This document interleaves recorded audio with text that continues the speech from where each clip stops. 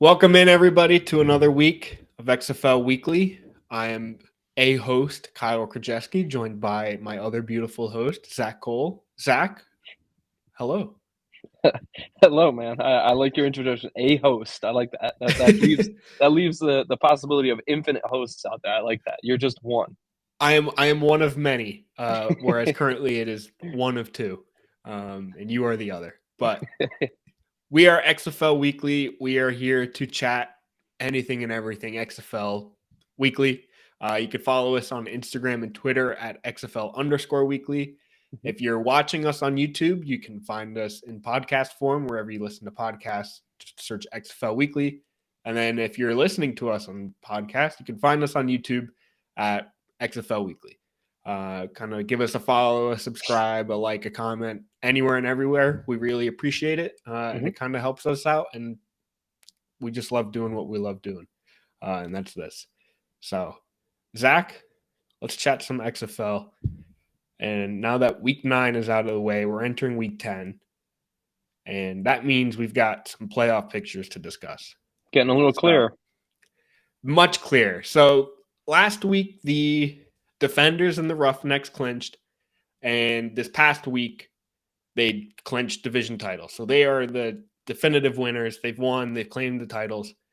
But now we're waiting to figure out who those next two are making to the playoffs, because right now it's still up in the air on both sides, both in the North and the South. And right now, let's just chat some playoff scenarios. For the South Division, for that second spot, the Renegades are currently right there. They're slotted in there, but they haven't clinched it. Renegades can claim the spot with the win or just a loss, and the Brahmas loss. Basically, if they win, they're in, or if they lose, they have to bank on a Brahmas loss. What's the saying? They control their own destiny, right? Yes, very much so. But if they lose, but they kind of have some, I guess the matchups this week where the Brahmas face the Defenders kind of allows the Renegades to be like, okay, maybe we're still in this if they lose it. Well, we'll have to see because, I mean, we don't necessarily know any of the dynamics of the XFL yet because is resting players a thing? Do these players want to play for that $1,000? We mentioned that early in the season. They get the $1,000 bonus if they win. I mean, shoot, if I was in their position, I'd want to be playing for that $1,000 in my paycheck, But at the same time, I don't know if it's incentivized to win the championship. If it's there's a lot more dynamics to it than just are we playing the guys this week? Are we sitting the guys this week? It's not as black and white as it is in the NFL, where you're looking to just rest your dudes so they're ready to go for week 1 of the playoffs. Especially since both of these teams, the Brahmas and the Renegades, both play the two teams that have already clinched. So it's like the scenario can be the same for both teams. It's really interesting. We don't know. Yeah. But the Brahmas are still in it. They're a game behind the Renegades, but they can claim a spot if they win and the Renegades lose. So they kind of need to win, need to bank on the Renegades losing. So that is how the Brahmas can kind of sneak their way in. Both of them not out of it yet. And then the North Division, Zach, this is where it gets sticky. Because with the South, both teams are going to finish the season with a losing record. Like that's definitive. At least the Renegades will be 5-5 if they win, but that's a 500 or lower. Right. But the North, there is going to be a team with at worst a 6-5 record or 6-4 record, not making the playoffs. And that's between the Battlehawks and the Sea Dragons. It's kind of unfortunate because I think that we have seen throughout the season that I think we mentioned tiers and tiers here and there, but I think that the Battlehawks and the Sea Dragons are a tier above the Brahmas and the Renegades. So it's kind of unfortunate that we got to see one of these two teams get axed in lieu of a team that's kind of lesser quality making it into the playoffs. But at the same time, look at the NFC East in years past in the NFL, or the NFC South this year, where we're legitimately looking at a team that could have potentially had a losing record getting in. It's division play, and it's really overstated and over-exaggerated here because it's 8 teams, it's 2 divisions. So it's easy to go, ooh, that's a good team, and they didn't make it. Whereas in the NFL, it's a little bit murkier because you look at teams that could have made it, and blah blah blah. But there's more divisions. It's a little more spread out. But in this, it's like glaring. It's right in front of your face that these are two good teams. One's not getting in. These are two bad teams. One's getting in. You know. Yep. I think if anything, what I like about it kind of moving forward is it just creates, it kind of amplifies a rivalry between most of these teams. Like, whoever gets in between the Sea Dragons and the Battlehawks, that's just going to create a huge rivalry against the other. Oh yeah, definitely. And that's exciting. And the other thing to note too is that these teams with the XFL and like kind of a lot of these players basically trying to get an NFL contract, is these teams will be completely different year after year. Right. So these divisions, these constructs of like best team, worst team, they're going to be different every year, and that's kind of exciting. But let's dig into it. The battle. Oh, what, you got something? I was just going to say, I think that if year in and year out with these teams switching and changing, I think that also just overemphasizes how important it can be to get those 2 extra games in. And really, sometimes we see guys play at a different level when they get into games that matter, or that really, really mean something for their team. So, just to throw out a name, if we could see Teamu take his game to a whole nother level, and that could pique the interest of NFL coaches. So we'll see. It really, really important, I think, for these teams to get in, and I think it will emphasize that concept of a rivalry. And I think that goes back to even like benching or sitting players where they get that extra game under their belt for to show off, whether they've clinched or they're not in the playoffs. It's just another spot for them to kind of play their game and show off and add to their tape pretty much. Right. Borgie could look Wade Phillips in the face and say, no, I want to be out there this week. Yep. I want to play. I want to contribute, and that wouldn't surprise me in the least. Yep. And I think the coaches understand that. I think so. So I don't think we'll be seeing too many benching or resting and this week. It's a little interesting too, because like some guys like Wade Phillips, we don't necessarily see, I don't really think he's going to continue looking to get back into the NFL, but a guy like Hines Ward or some of these other coaches Jim Haslett could want to get back into the NFL game. We could there's that storyline for them too. They could want to get more FaceTime, more showing what they can do and kind of proving themselves for the NFL. Absolutely. All right, let's dig into this North Division and kind of the playoff scenarios because it's a doozy. So the Battlehawks, we'll just kind of go team by team. Battlehawks can get in with a win and a Sea Dragons loss. So they must win and the Sea Dragons must lose for them to make that spot. The other way they can get in is with a loss and a Sea Dragons loss. So if they lose, they kind of have to bank on the Sea Dragons also losing. Now the Sea Dragons can get in with a win and a Battlehawks loss. So they win, Battlehawks lose, they're in. They've got their spot. The trickiest part here, the trickiest scenario is if both teams win. Because this is where we kind of jump into the fourth tiebreaker scenario where things just get complicated and we start looking at most points scored and like total points and how many points they've allowed. But the kind of simplified version of it all, if both teams win, if both the Sea Dragons and the Battlehawks win, Seattle is kind of most likely in unless the Battlehawks score 19 more points than the Sea Dragons and allow less points. It kind of like jumps into that territory. It's the fourth tiebreaker. So they've kind of bypassed the first 3. And this is kind of essentially best combined ranking in points scored and points allowed, which the Battlehawks are 19 points behind Seattle for the season in points scored. Well, and what's really interesting about this scenario too, Kyle, is these two teams play the worst 2 teams in the league this week too. Like, it's very feasible that they could put up like who says we don't see the Battlehawks come out and just shoot for 60 on the Guardians? Like they could just look to hang points on them just in case that tiebreaker happens. Like we could see both win. I think it's very realistic that we see both win, and who knows after that, like then it comes down to the points and the differentials like you mentioned. So uh, it's always it's funny. I coach football myself, and it's you never want to do that to your opponent. You never want to run up the score. You never want to show up the opponent or anything. But like in this situation, I mean, you have to. Like Yeah. the hand is being forced. And I think what's so interesting, so the first game of the week is Battlehawks Guardians. So we're going to see the Battlehawks just kind of like set that tone. Maybe Hmm. they just go out there, they score 40. And then it's just like, then that leaves the Sea Dragons all weekend because they play Sunday night. And they've got to be like, all right, we need to score at least 19 less than that. Like Hmm. they have to be within 19 points of that. And they just and it's weird to go into a game and be like, oh, we need to score It X is. amount and we're in. I think it's almost it's got to be like a crazy mental hurdle too to go into a game expecting to score touchdowns. You know, a lot of times you go Yeah. into a game, we've seen some of these games end up like 8-12, you know, and Yeah. they don't go into the game expecting that. It's just the flow of the game. But to go into a game knowing you got to be high octane, knowing you got to put up X points and allow Y points, Yeah. that's hard. That's got to be tricky.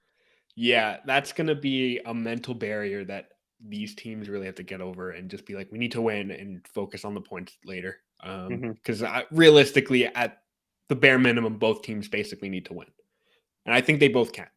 I think It's just a matter of how these opponents want to play spoiler and earn those game checks. Kyle, let me put you on the spot. The Guardians are visiting the Battlehawks, and the Vipers are visiting the Sea Dragons. Which of those two teams do you think is more likely to pull off the upset? Oh, I would go Vipers over Sea Dragons. Interesting. Even with Uh, how hot the Sea Dragons have been. oh, they've been so good. Oh, I think it's the fact that the Guardians kind of had that big upset win against Defenders and got all our hopes up. Like that, they're gonna win. They figured something out, and it's just been a huge downhill slope for them. That they're back to rock bottom for me. They're still America's team. I've still got hopes for them next year. I thought you were going to say to make the playoffs.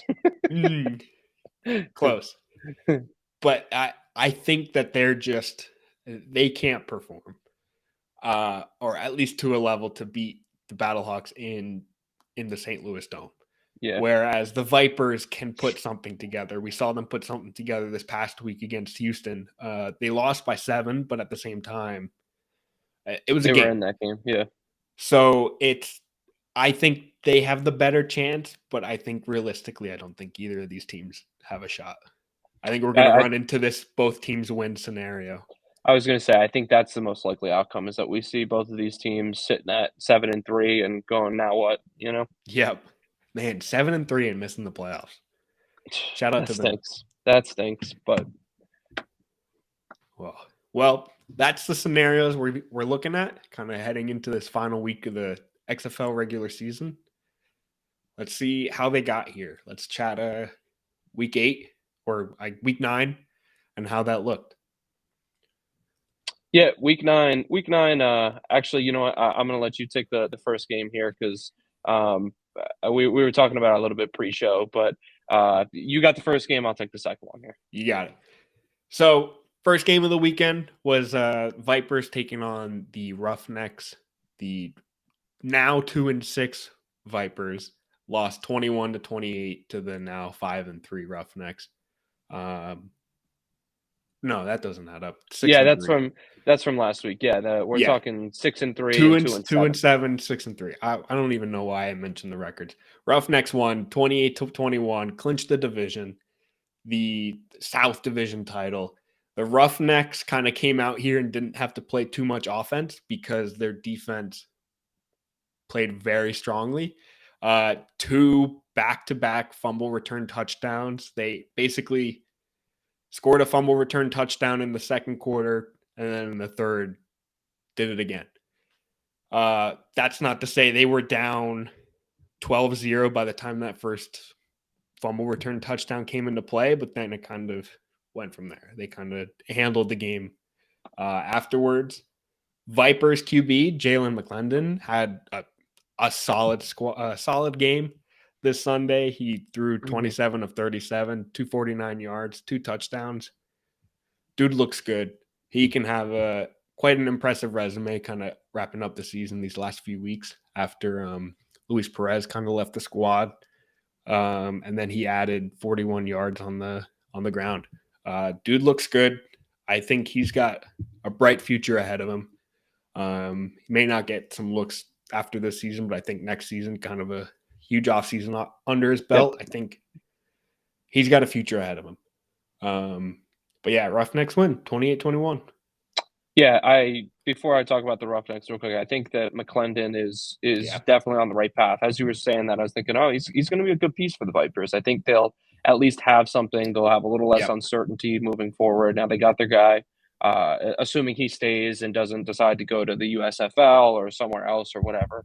But I think he's created a nice platform for himself here, and we've seen some good things from him. You mentioned the 200+ yards and the 2 touchdowns this week, which is good. But on the other side of this, the Roughnecks, like you said, the defense carried them, and I think that was their identity early on in the season. Oh, yeah.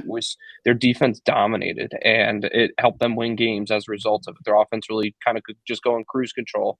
And I think a couple weeks prior, when we saw this the 3-game skid from the Roughnecks, that was the thing that wasn't happening. Is their offense had to be the go-getters for the team and not the defense. So I think when this team's defense plays well, the team itself plays well, and it's encouraging to have seen them done that the week before going into the playoffs. So they're trending the right direction, and I like what I saw from them.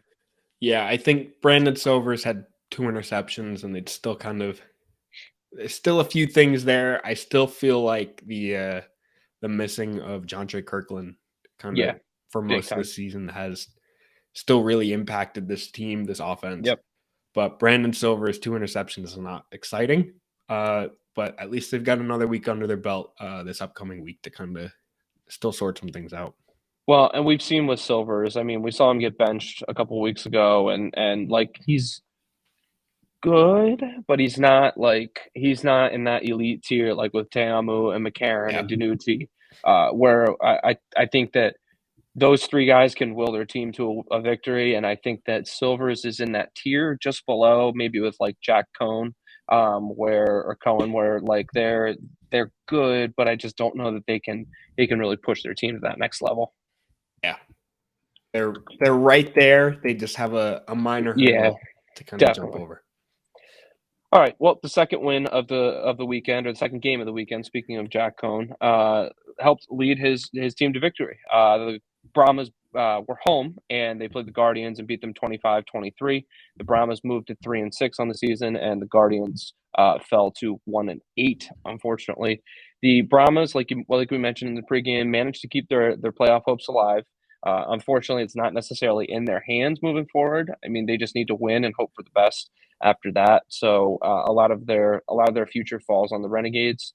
And unfortunately for them, they have a difficult matchup this week playing the number 1 team in the whole XFL with the DC Defenders.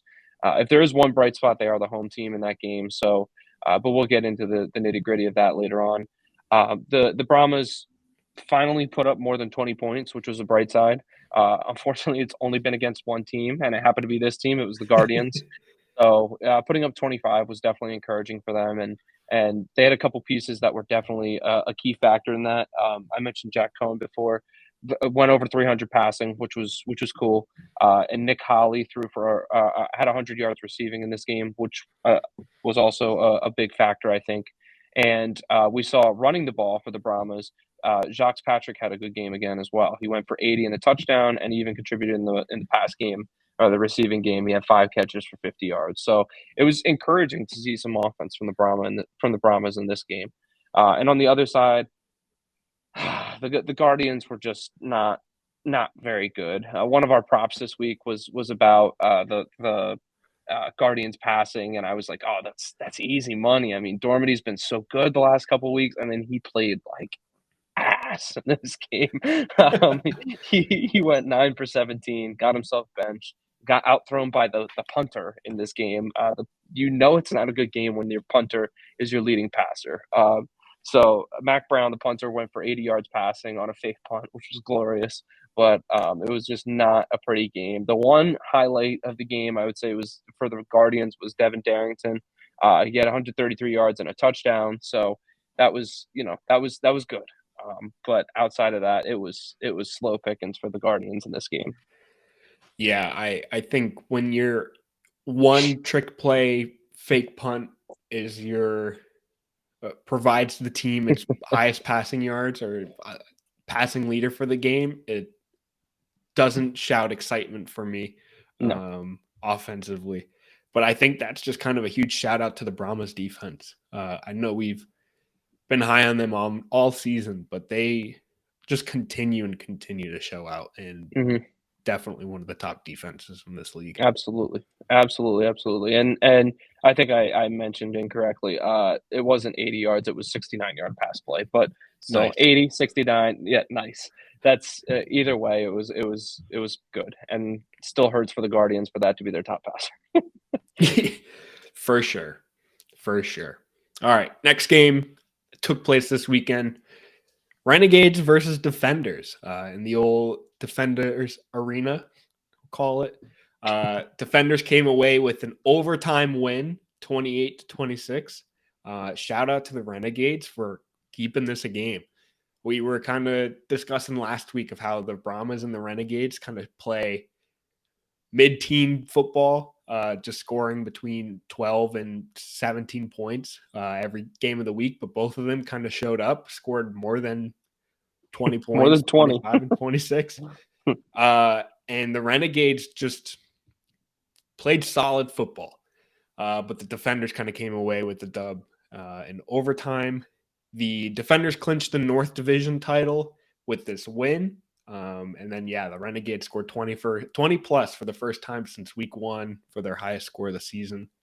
And the Renegades just kind of dominated the fourth quarter. Davion Smith had 2 1-yard rushing touchdowns to kind of take them from 9-26 to make it a 26-26 game. All on the backs of that 4th and 15 turnover, or I guess completion attempt that you get instead of kicking an onside kick. They converted that and made the field goal, making overtime. And that's kind of where the Defenders came away with the win. Lucky Jackson had 2 receiving touchdowns. The dude is just showing up offensively in the receiving game. The Defenders are really figuring out their passing game since they were the best rushing team for the first few weeks. Now they're one of the best passing teams. And Lucky Jackson has been a huge piece of that. And then DJ Swearinger himself had a solid 62-yard interception return. Just kind of adding to this solid defense as well, but not enough for the win. But not until Ta'amu threw a solid completion attempt for the overtime win. Yeah, it's really kind of wild to see how we've seen a complete offensive transformation from the Defenders. You mentioned early on in the season they were run heavy, but they've really established their pass game in the last couple of weeks, which just makes them scary and has to set them as the favorites to win. I would think as the favorites to win the championship in the XFL in a couple of weeks here. But on the other side of this, I think for the Renegades, there was a lot of encouraging stuff, even though they ended up coming out with the loss in this game. They played head-to-head or toe-to-toe with a very, very good football team. And next week they play a Renegades team. A Roughnecks team that's got a little bit of a different identity, not necessarily as heavily offensive of an identity as the Defenders have. So if the Roughnecks, all over the place, if the Renegades can come out next week and can establish an offense and an offensive flow and can manage to hit that 20-point mark, I think they could be in a good position to win this game and secure themselves into the playoffs. So, and not to mention, we talked about it a little bit earlier on, but who knows, maybe the Roughnecks take it a little bit easy next week, knowing that they're locked into a first seed home field advantage. Who's to say what could happen? But it was encouraging. I think it was good things that we saw from the Renegades this week. Absolutely. Shout out to them. 20 plus points. I'm proud of them. The Brahmas and Renegades are two offensive stingies, and they both managed to make us proud.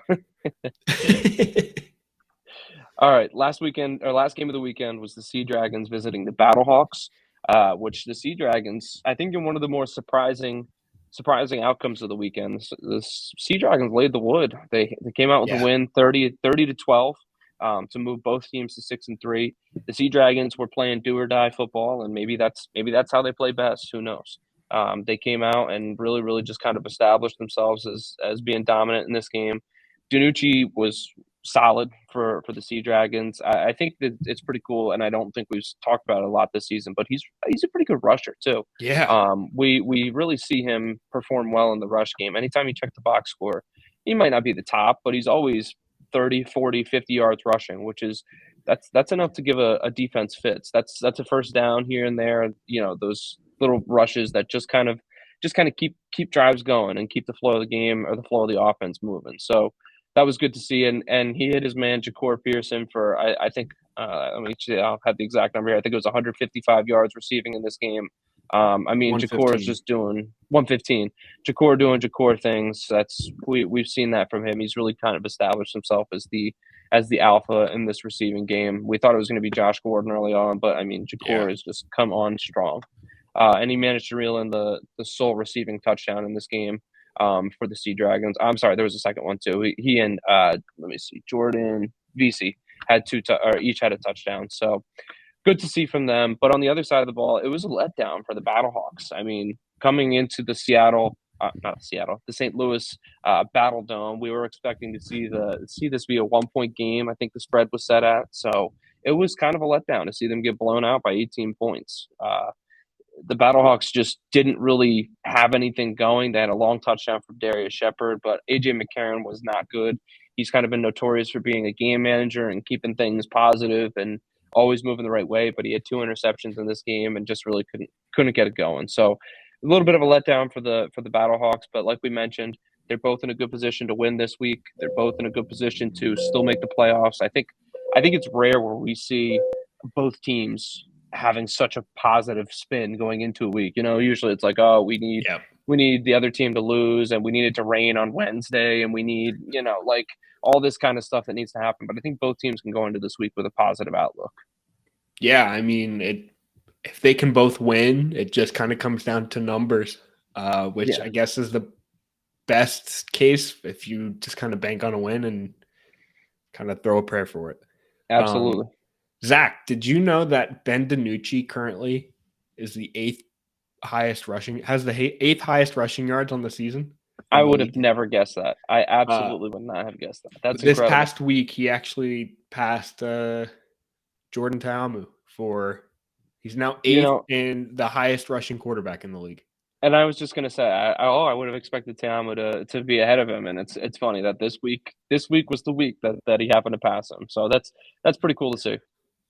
Yeah, 264 yards rushing. Ta'amu's at 256. Both have 2 rushing touchdowns.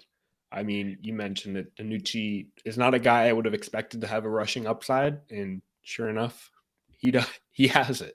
And I think that's kind of exciting to see out of a quarterback that you wouldn't expect it out of. Yeah. It's kind of aesthetic, I guess, to look at, Kyle, is if you take a look at the rushing leaders, there is one leading rusher from every single team in the top 8. It's beautiful. How can I say this differently? Like each team for the top 8 rushers in the league has one representative. It's the only stat. It's the only stat where that happens. In receiving, we have two DC guys, we have 2 St. Louis guys, 2 Seattle. And in passing, believe it or not, we have 2 Orlando guys in the top 8. And Paxton Arlington Lynch, doesn't who is have no one. longer in the league.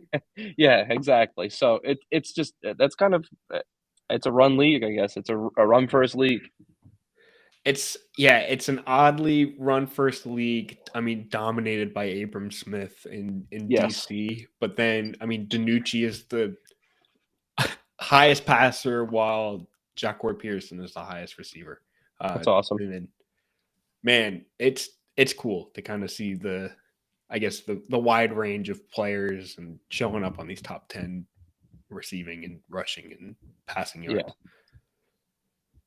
All right, Zach. That was week 9. Let's chat week 10. Kind of what this brings. Kind of touched on a little bit with the playoff pictures, playoff scenarios that we need to see this week. But kind of going game by game. Mm-hmm. check it out. Game 1, we've got Saturday at noon. I think I've got that correct. Yes, noon. Yeah, Saturday at noon. I get these times and then they change them on me. Saturday at noon, we've got Guardians at the Battlehawks. 1-8 Guardians facing the 6-3 Battlehawks. And like we discussed before, the Battlehawks need points to make the playoffs. Or a Seattle loss and a win. But basically, Battlehawks kind of have to enter this game scoring, winning. Those are kind of going to be their top priorities this game. They'll really set the tone for the whole weekend or early on in this game. So they need to, like you said, they need to put up points. They need to do it efficiently and quickly, and hope for the best. Yeah, hoping for them. We get the final game of the season in the St. Louis Battle Dome, and I think they are consistently like blowing every other team. I mean, they play in the larger stadium of the other teams, but their attendance every week is massive. So they kind of get one last tweak to show up and have the Battlehawks faithful show up and root them on, especially in a huge game like this. That's awesome. Next game of the week. Go ahead. Go ahead. I wasn't going to chime in anything important. Go ahead. Next game of the week, Saturday at 3 p.m. We've got the Defenders at 8-1 heading down to San Antonio to face the Brahmas, who are now 3-6. The Brahmas must win to keep their playoff hopes alive. And like we said before, the Defenders may or may not sit players, or players may or may not sit out to rest for the playoffs, but I'm kind of banking, I think we both are banking on these players playing these games, get that extra $1,000 bonus game check, and just getting more games under their feet, get ready, and just kind of run into the playoffs healthy, just with energy. Yeah. I don't really have a lot to chime in here, but I think it's kind of cool how it worked out that each of these 4 games has a team that's still fighting to get in playoffs. It keeps every game important. There's not that one game that's between the bottom 2 seeds that no one cares about. It's the schedule worked itself out well. It seems to really, like, every week we say, like, wow, I can't believe they've really figured this out, and like that it just came down to this magically. And once again, yeah, you said it. Week 10, every game has a piece into the playoff picture, and I think that's exciting. Absolutely. And building off of that playoff picture, we jump to Sunday slate, and Sunday at 3 p.m., the Roughnecks will travel to the Renegades. And we mentioned the Roughnecks are already clinched. They have home field advantage. They're the number 1 seed in their division. And the Renegades are looking to fight to stay in the playoff picture. They have a pretty easy scenario. They should be able to just win, and then they're into the playoffs. So in this game, I'm looking for the Renegades to come out inspired and just kind of get up on the Roughnecks early and hopefully never look back. Yeah, I think the Renegades are going to play their defensive football. Roughnecks don't need a win, but the Renegades do, so it's kind of entering this game needing that with a little bit of heart. Exactly. Man, I love it. I'm excited for these games. Well, and hopefully we will see the most heart in the last game, and hopefully they're playing to a number, because I think that would just make this game the most interesting possible scenario it would be. Of course, I'm talking about the Vipers, who are traveling to Seattle to take on the Sea Dragons in the 7 o'clock Sunday night game. And as I was alluding to with the points, they will be keeping an eye on the St. Louis Battlehawks game. Of course, the Sea Dragons need to win to get into the playoffs in the first place, but they're going to have an eye on the Battlehawks game and how many points the Battlehawks put up, because they'll have to measure off of that game how many they need to score in order to get themselves into the playoffs in the case of a tiebreaker. And I think I should just mention before I let you chime in here, Kyle, I think the reason that this tiebreaker came about is because the Sea Dragons won one matchup between them and the Battlehawks, and the Battlehawks won a matchup between them and the Sea Dragons. So they both have one head-to-head win. They're both going to wind up potentially, if they win, they're both, or lose. No, if they both lose, are they in the same situation? If they both lose, the Battlehawks are in. Interesting. Okay, so if they both lose, then the Battlehawks are in. But I think it's one of those scenarios where it's based on the strength of their losses. I think this is tiebreaker 3. It's their in division losses, and I think what it is that the Sea Dragons lost more. I think they lost 4 games, or they lost more games to their division than the Battlehawks. Okay. So it comes down to division record or Yeah. whatever. Okay. All right. So anyhow, well, where I was going with that is if they win, if they both win, they're just going to be watching the scoreboard, and it's going to come down to a point system like we mentioned before, which I think is just going to be a pretty exciting finish to the XFL regular season because this is game number 80 out of 80, right? Yeah. Yes, it is. Or no, wait, No, 40 out of 40. 10, 40 out of 40. Sorry. Divided in half. 2 games, Yeah. 2 teams per game, 40 out of 40. Yeah, I kind of hope we see a game where they're playing for points rather than just the win, just because I hope so too. that'll be interesting. Yeah. And that's kind of how I expect it to play out, where it's just like, oh, they need this many points and they've clinched it, but they also need to win. So there's like a double, just more stakes, more things to watch, more things to like pay attention to that Yep. you don't pay attention to week 3 of the season. It's just, I don't know. I'm excited. And the Sea Dragons are hot. They came off a loss to DC 2 weeks ago, and they came against the Battlehawks last week and just dominated. Yep. They're looking good. It's going to be a fun week. I can't wait. Oh yeah. It's one of those it's the week 18 of the NFL season where you're watching strictly the games that they all matter, but in this scenario, every game of this week matters. Mm-hmm. It's just cool. And Kyle, I'm going to hit you with the most perfect segue ever right here. We're going to be watching that game and the points scored and all that good stuff, and that's going to Vegas has to take that into consideration too, because they're going to be setting these spreads, and maybe we'll see some sort of wacky spread like the Battlehawks plus 19 or something like that. I don't know. I haven't taken a look at the lines yet, but it's going to have to be a lot.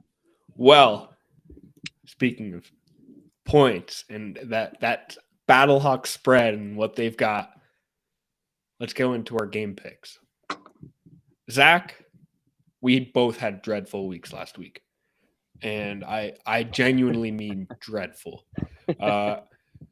I went 2-6, and you went 1-7, and I really hope we can put week 9 behind us and do much better this week and moving forward. Well, go ahead and tell everyone, give the justification you gave me beforehand. Why is it okay that even though we sucked, you remember what you were saying before? Yeah, we had 2 spread picks that came within 0.5 of hitting. We had Vegas plus 6.5 and Orlando plus 1.5, and those Orlando lost by 2 and Vegas lost by 7. So we were 0.5 off from those 2. And I think the over-unders were all just, we blame the Battlehawks for not scoring points, for not giving us the over in that Battlehawks Sea Dragons. So really it's all Battlehawks ruined us. So we didn't suck that much. That's what we're saying. Pretty much. We're giving us a little bit of leeway there. But either way, on the season, Zach, we're tied. Our wins are tied. You came back, and then I came back last week with that one extra win. So it all comes down to this then, huh? All comes down to this, at least for the regular season title. Oh, so man. Let's get into it. Game 1, we've got the Guardians at the Battlehawks. The spread is in the Battlehawks' favor, -8. Total is set at over-under of 47.5. What are you thinking? Well, I am thinking right off the bat that we know that the Battlehawks have to put up points in this game. So I'm going to take them -8 as my spread pick. And I think that that's also going to lead to them trying to put up a lot of points. I wouldn't be surprised if they hit 40 on their own in this game. So I'm going to go over 47.5. And then we just need the Guardians to chip in a couple points, and we're at the over already. So give me Battlehawks -8 and over 47.5. I am basing this strictly off of the performance last week. No, I'm not doing it. I'm taking St. Louis -8. The 12 points last week really had me concerned, but Seattle is Seattle's got different beast. a good defense. They have a great Seattle's defense, a different beast. And I'm going to take the over. I'm joining you on both of these. I think All right. we're going to see points, honestly, from both sides. I think St. Louis is going to really try to score, but I don't see a world where the Guardians also don't put up points. Mm-hmm. So give me the over. All right. Well, our next game that we're looking at here is one of the still need to win to get in situations, but we'll call it the less important of the less point-based games of the weekend. The Defenders are heading down to San Antonio to take on the Brahmas. The Defenders are still favored by 3, even though they are already locked and clinched. And the over/under is set at 42 points. I do not think that the Brahmas have it in them to pull off this upset, quite honestly. And I think that the Defenders are going to take care of what they have to take care of. I'm going to take the Defenders -3. And for the over/under being set at 42, what do we know about the Brahmas? It's that they don't score a lot of points, and they're playing one of, if not the best defenses in the whole XFL. So I'm going to take the under on this as well. I'm going to go under 42. Ooh. The under. That's a high. I guess that's a low under. But I'm going to take Defenders -3. I think I don't see DC giving up a week. I don't see them kind of slowing the brakes anywhere. Give me DC, and I'm going to take the over. I think DC gave up 26 to the Renegades last week. Brahmas gave up or scored 25 last week. I'm seeing these two offenses somehow figuring something out. I think more than 42 points. I think we're going to see the Defenders score. That's a given. They do every single week. And I think the Brahmas can do maybe an 18-point game. So give me the over. Interesting. I respect your picks here. I like them. All right. Next game. Moving on to Sunday. Houston Roughnecks facing the Arlington Renegades. The Renegades are favored -1 with the over-under set at 42. Wow. Roughnecks favored. This is a close one. I actually didn't expect it to be this close. Renegades favored. It's very, very interesting that it is a 1-point spread and that the Renegades are actually the favorites in this game. I think that maybe them being the home team might have a little bit to do with it. I don't know. Home field advantage isn't a major factor. Or it's the Roughnecks kind of playing a little bit mediocre these past few weeks. Yeah, and I think if there's a team that maybe could benefit from resting players the most, I think it might be the Roughnecks. I think. Potentially. I think the Defenders would just kind of knock off their mojo if they rested players. So I'll go Arlington -1 in this. I think Arlington gets it done. I think that they will go out, and I think that they're going to head into the playoffs with a head full of steam. That they're winning some football games. They pull in at 500 on the season, and it's just overall positive. So I'm going to go Arlington in this game, and the over/under is at 42 points. Ugh. I don't really have a lot of rationale on why I'm going to pick this, but I'm going to go ahead and I'm going to say that this is going to be an over 42 points. I think that's where I'll go over on this one. I think that the Roughnecks. I'm just going to say the over. I'll take it. I'm also going to go Renegades -1. I think they've got more on the line. I think they've got a little bit more to play for. Yep. And I think that alone is going to kind of push them into the win category. They're going to get that playoff spot. And I'm going to go the under. Probably because I think the Renegades revert back to their mid-teens scoring. 16 points. Yep, 16 points. I think the Roughnecks offense is not going to put up many points, whether they're resting or maybe they just we didn't see much from them last week, and I don't think we're going to see much from them this week, especially against the Renegades defense that plays just as good as the I mean, if not better than what we saw last week. So give me the under. I think defense is going to be the name of the game this week for this game. I like it. You and I seem to be we're thinking on the same wavelength between the defenders Brahmas and the Roughnecks Renegades game. We're just like backwards. So I like it. All right, the last game of the weekend is the Vipers visiting the Sea Dragons. That is the 7 o'clock Sunday night game. We mentioned there's a little bit of a wrinkle to this game because the Sea Dragons, if the Battlehawks win, will be point watching to see how many points they need to score. They are currently favored by 8.5 points, and the over/under is set at 47 on this game. So, Kyle, I'm going to pass it to you first here. Give me your thoughts. Okay, once again, the over/under is set at 8.5 in the favor of the Sea Dragons, and the spread is set at 8.5 in the favor of the Sea Dragons, and the over/under is 47 points.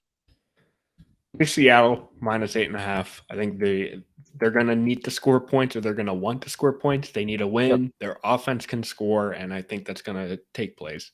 And I don't think Vegas is going to really keep it that close. And I'm going to take the over because of that. I think, I think Seattle's going to have to score, and they will. And I think the Vegas Vipers, maybe they'll have fun. Maybe Jalen McClendon will have a fantastic game. I know this is a tougher defense in Seattle, but I think Vegas has shown that they can score, and I think they will to make this bring this over the 47 points. I love your rationale on both of these games, and I think that I'm going to follow suit on both of these, on this game and both of these picks, and I think I'm going to follow suit on both of these picks. I'm going to go Sea Dragons minus 8.5. I think that the Sea Dragons will be looking to put up a high-flying number in this game, and will hopefully just shoot to put as many points on the board as they can. We saw them stomp out the Battlehawks last week and only give up 12 points, and that spread would have been 18. So a much less impressive Vipers team I can't see keeping it close. And then the over-under, the Sea Dragons put up 30 themselves, so the over-under at 47 feels pretty good to me. So give me over 47. Beautiful. Beautiful, beautiful, beautiful. I mean, it makes sense. It's a huge week. Huge week for every team here. Every game here, and I am amped to see it. And I think the beauty of it is that every player in this league wants to play and is going to play, and we see that every week, and I love it. We couldn't have scripted a better. We couldn't have scripted a better week 10, and it's magical. It's going to be exciting, and it's going to cruise us right into the playoffs, which I'm just so excited about. All right. And then before we wrap up here, I got to mention our Pick'Em League. If you haven't joined already, I ask you to do so. It's free. It's fun to do. You can see me and Zach dominate every week, maybe placing third or fourth, because there's always some dude dominating us a little bit better with these picks. So shout out to you if you're doing better than us, but feel free. It's a free Pick'Em. XFL hosts its own Pick'Em. We have our own league in here. I'll have the link and code in the description for you to join. It's just fun. Zach and I trash talk each other every week, whether it's him forgetting to make his parlay last week or me just having a dominant week this week. It's just fun. You and your friends can join. You can join and just comment in our YouTube or tweet at us and just say like, hey, you guys did terrible this week. It's fun. It's cool. We'll engage with that. We love it. This week, for example, one of the picks is, will Arlington tight end Sal Cannella record over under 4.5 receptions? They kind of got rid of the fun little setup for the props now. It's just straight to the point for all of them. All about business. But for example, Sal Cannella over under 4.5 receptions. Last week he had 7. So I think it's a great line. Who knows? It's free. I'll have the link and code to join in the description wherever you're listening or watching this. It's fun, free to enter, and we talk about it every week. Right now, the leader in our league, I should have had this up, is Joey Tongs. He's leading for the full season. He's the leader. He's having a fantastic season. But G. Catster had the best week this past week, beat me for first place. I came in second. He had a fantastic week. I'd shout out Uncle Squirrely, but he keeps commenting that we're bullying him, so I'm no longer going to mention him after this, unless he has a great week. And I know he beat us in the March Madness bracket, so he can have that. Shout out to Uncle Squirrely. But join, it's free, it's fun. Trash talk us as much as you'd like in the comments if you've already joined or are going to join and are going to beat us this week. It's just cool to see. And then we're up to 43, Kyle. 43. I love it. G Catster, I'm coming for you. You're now third in the overall rankings because of this past week. And Zach and I are currently in fourth and fifth. We're coming for those top spots. Yes, and sir. I'm keeping that lead on you, Zach. But we'll see. But we are XFL Weekly. Thank you for tuning in. It was a lovely week chatting with you, Zach. Be sure to follow us, like, comment, subscribe wherever you're listening or watching. And thanks again for tuning in. And Zach, I'll talk to you next week for some playoffs. Sounds like a plan, brother. Can't wait. Goodbye, everyone.